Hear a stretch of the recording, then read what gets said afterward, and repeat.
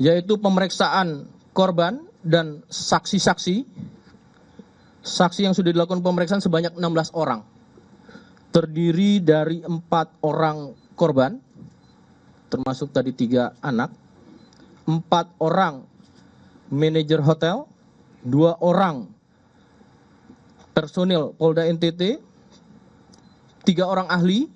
Di sini dalam keahliannya yang bisa kami sampaikan adalah selaku ahli di bidang psikologi, agama, dan kejiwaan, serta 1 orang dokter, dan kemudian ibu korban anak 1. Terhadap pasal yang dilanggar, dengan itu maka dilakukan melaksanakan gelar perkara ke tahap pemeriksaan dan pemberkasan dengan kategori pelanggaran kode etik berat, di mana pasal yang dilanggar adalah pasal 13 ayat 1 Peraturan Pemerintah Republik Indonesia nomor 1 tahun 2003 tentang pemberhentian anggota Polri, pasal 8 huruf C angka 1, pasal 8 huruf C angka 2, pasal 8 huruf C angka 3, pasal 13 huruf D, pasal 13 huruf E, pasal 13 huruf F, pasal 13 huruf G angka 5 Peraturan Kepolisian nomor 7 tahun 2022 tentang kode etik profesi dan Komisi Kode Etik Polri. Di mana pada penjelasannya di sini jelas, anggota Kepolisian Negara Republik Indonesia dapat diberhentikan tidak dengan hormat dari Dinas Kepolisian Negara Republik Indonesia karena melanggar sumpah atau janji anggota Kepolisian Negara Republik Indonesia. Pada berikutnya, setiap pejabat Polri dalam etika kepribadian wajib menaati dan menghormati norma hukum, dan setiap pejabat Polri dalam etika kepribadian wajib menaati dan menghormati norma agama. Kemudian juga setiap pejabat Polri dalam etika kepribadian wajib menaati dan menghormati norma kesusilaan. Setiap pejabat Polri dalam etika kepribadian dilarang melakukan perilaku penyimpangan seksual atau disorientasi seksual. Kemudian selanjutnya, setiap pejabat Polri dalam etika kepribadian dilarang melakukan penyalahgunaan narkotika, psikotropika, dan obat terlarang meliputi penyimpanan, menggunakan, mengedarkan, dan atau memproduksi narkotika, psikotropika, dan obat terlarang. Setiap pejabat Polri dalam etika kepribadian melakukan perzinahan dan atau perselingkuhan. Setiap pejabat Polri dalam etika kepribadian dilarang menggunakan sarana media sosial dan media lainnya untuk aktivitas atau kegiatan mengunggah, memposting, dan menyebarluaskan pornografi dan porno aksi. Rekan-rekan, proses ini sudah berlangsung dan rencananya nanti akan disampaikan kapan akan dilakukan sidang KKEP oleh Karawat Prof. Maka dari itu kami persilakan terlebih dahulu untuk Karawat Prof bisa memberikan penjelasan. Terima kasih.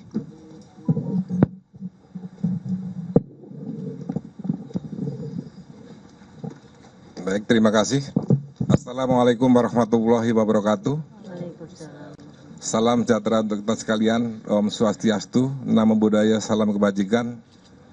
Selamat menjalankan ibadah puasa bagi yang menjalankan ibadah puasa. Kami menambahkan penjelasan dari Bapak Karopenmas Divisi Humas Polri tentang penanganan kode etik AKBP FWLS ini, bahwa suaran Bapak Kadipropam,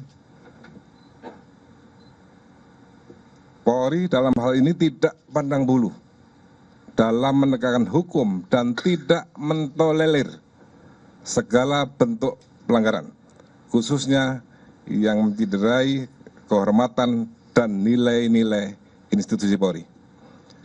Di Propam Polri terhadap perkara ini, setelah ada informasi dari Divhubinter, telah melakukan pengamanan khusus di Propam dimulai tanggal 24 Februari sampai dengan hari ini tanggal 13 Maret, sehingga 3 minggu di Propam Polri sudah bergerak menangani ini dengan melakukan langkah-langkah yang tadi disampaikan Pak Karopenmas. karena ini menyangkut anak, sehingga kita harus betul-betul mendasari ketentuan yang berlaku dengan menambah permasalahan baru lagi. Dan awalnya memang kita tes urin, hasilnya positif, dan inilah dasar mempatsusnya anggota Polri tersebut. Dan sampai kita melaksanakan gelar perkara, di Propam melaksanakan gelar perkara, dan ini adalah kategori berat. Sehingga pasal yang disampaikan Pak Karopenmas tadi adalah pasal yang berlapis dengan kategori berat, dan kita juntokan PP 1 2003 tentang pemberhentian anggota Polri.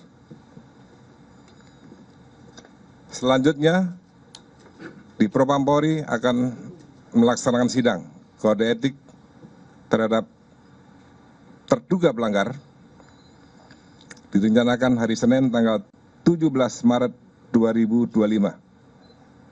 Dan hari ini dari di Reskrim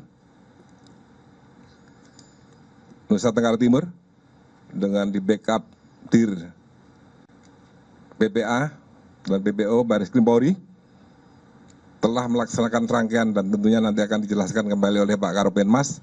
Dan hari ini statusnya adalah sudah menjadi tersangka dan ditahan di Bareskrim Polri. Demikian Pak Karopenmas, terima kasih. Terima kasih Pak Karwat Prof. Rekan-rekan, tadi saya sudah sampaikan kasus ini secara simultan ya, antara kode etik dan tindak pidana berlangsung bersamaan.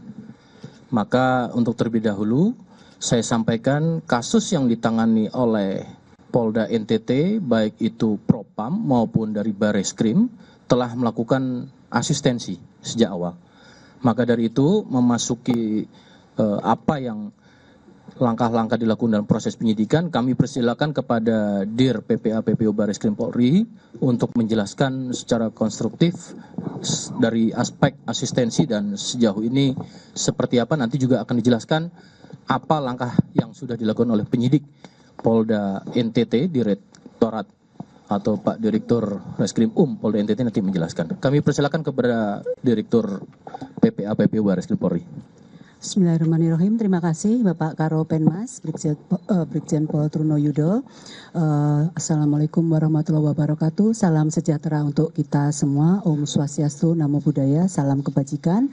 Yang saya cintai dan saya banggakan rekan-rekan media, pada sore hari ini kami ingin menyampaikan bahwa terkait dengan kasus ini, dengan berdirinya Direktorat Tindak Pidana Perlindungan Perempuan dan Anak dan Pemberantasan Perdagangan Orang, maka kami melaksanakan tugas dan fungsi sebagai pembina fungsi melalui asistensi, dan kemudian kami juga melaksanakan backup untuk mendukung penanganan kasus tindak asusila terhadap anak tersebut.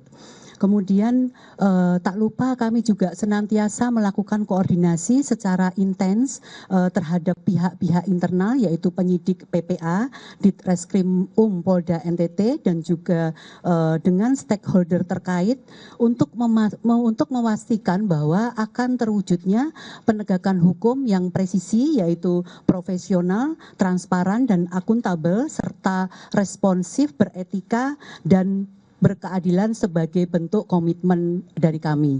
Adapun bentuk daripada komunikasi kami secara intens dengan stakeholder terkait, di sini sudah hadir dari Kemen PPA, Bapak Nahar, kemudian Ibu Ai dari KPAI, kemudian dengan Ibu Ida dari Kompolnas, dan Ibu Suryani dari Kemensos. Selanjutnya, kami juga sudah melakukan langkah-langkah terhadap tahap pemeriksaan untuk korban dengan melibatkan pekerja sosial dari Dinsos Kabupaten atau Provinsi di Kupang, dan dengan UPTD PPA Kota Kupang juga, antara lain dengan melakukan pendampingan terhadap korban selama pemeriksaan, kemudian memberikan bantuan hukum dan perlindungan serta pemeriksaan psikologi. Dan kemudian dapat kami sampaikan bahwa penyidik PPA di Reskrim Polda NTT juga telah melakukan atau melakukan pemeriksaan terhadap saksi-saksi dan barang bukti. Untuk lebih lengkapnya dari Bapak di Reskrim Polda NTT akan menyampaikan apa-apa saja yang telah dilakukan selama ini, kemudian juga akan menyampaikan pasal-pasal yang disangkakan. Untuk selanjutnya kepada Bapak di Reskrim mungkin langsung ya, Pak, siap. Terima kasih. Yang terhormat Bapak Karopenmas, Izin Jenderal, rekan-rekan media, kami menyampaikan izin pada kesempatan siang hari ini terkait dengan peristiwa yang terjadi di Polda NTT, yaitu adanya satu peristiwa kekerasan seksual terhadap anak yang ditangani di Polda NTT. Adapun rangkaian yang bisa kami sampaikan, yang pertama adanya informasi yang kami terima dari Divisi Hubinter pada tanggal 22 Januari 2025 yang diteruskan ke Polda NTT dan dilakukan penyelidikan dugaan kasus asusila seksual tersebut. Kemudian selanjutnya pada tanggal 23 Januari 2025, Polda NTT melakukan rangkaian penyelidikan ke Hotel Kristal Kupang dengan menggali informasi dari beberapa staf Hotel Kristal serta pengecekan terhadap data hotel yang tertanggal 11 Juni 2024. Adapun beberapa alat bukti yang kami dapat dari saksi-saksi ada 9 orang, kemudian petunjuk dari CCTV dan dari dokumen registrasi di resepsionis, kemudian barang bukti berupa satu baju dress anak bermotif love pink dan alat bukti surat berupa visum serta CD atau compact disc yang berisikan video seksual sebanyak 8 video. Kemudian pasal yang dipersangkakan tindak pidana kekerasan seksual sebagaimana dimaksud pada pasal 6 huruf C dan pasal 12 dan pasal 14 ayat 1 huruf A dan B dan pasal 15 ayat 1 huruf E, G, C, dan I Undang-Undang Nomor 12 Tahun 2012 tentang tindak pidana kekerasan seksual dan atau pasal 45 ayat 1 junto pasal 27 ayat 1 Undang-Undang Nomor 1 Tahun 2024 tentang perubahan kedua Undang-Undang ITE junto pasal 55 dan 56 KUHP. Kemudian pasal 6 unsurnya adalah sebagai berikut. 6 huruf C, setiap orang yang menyalahgunakan kedudukan, kewenangan, kepercayaan atau perbawa yang timbul dari tipu muslihat atau hubungan keadaan atau memanfaatkan kerentanan, ketidaksetaraan atau ketergantungan seseorang, memaksa atau dengan penyesatan menggerakkan orang itu untuk melakukan atau membiarkan dilakukan persetubuhan atau perbuatan cabul dengannya atau dengan orang lain, dipidana dengan penjara paling lama 12 tahun dan atau pidana denda paling sedikit. Saudara, kita telah dengarkan pernyataan resmi dari Karopenmas Divisi Humas Polri, Brigjen Truno Yudo Wisnu Andiko, yang menyatakan bahwa AKBP Fajar Widya Dharma, Kapolres Ngada nonaktif, kini telah ditetapkan sebagai tersangka terkait dengan kekerasan seksual terhadap anak di bawah umur. Hal ini berdasarkan fakta-fakta yang telah ditemukan oleh penyidik terkait dengan pelecehan seksual terhadap 3 orang anak dan 1 orang dewasa. Dari keterangan Karopenmas Divisi Humas Polri disebutkan bahwa sejumlah saksi sudah diperiksa, diantaranya 16 orang saksi, 4 diantaranya adalah korban 3 orang anak dan 1 orang dewasa, serta 4 orang manajer hotel, 2 orang personel dari Polda NTT, ahli psikologi kejiwaan, ibu korban dari anak yang berusia 6 tahun dan juga dokter. Dan saat ini saudara, tersangka Kapolres Ngada Nonaktif AKBP Fajar Widya Dharma telah ataupun dilakukan penahanan sementara dan akan dilakukan pemeriksaan kode etik bersamaan simultan untuk tindak pidananya. Dan saat ini saudara juga masih kita dengarkan pernyataan dari Div Propam Polri bahwa telah melakukan kecermatan dan juga ketelitian untuk menyelidiki kasus yang melibatkan AKBP Fajar Widya Dharma Lukman yang merupakan Kapolres Ngada Nonaktif. Diketahui bahwa AKBP Fajar telah melakukan perbuatan pelecehan seksual terhadap anak, telah juga terlibat terhadap narkoba. Dan saudara, demikian breaking news Kompas TV. Informasi lainnya masih akan kami sajikan usai jeda dalam program Kompas Petang.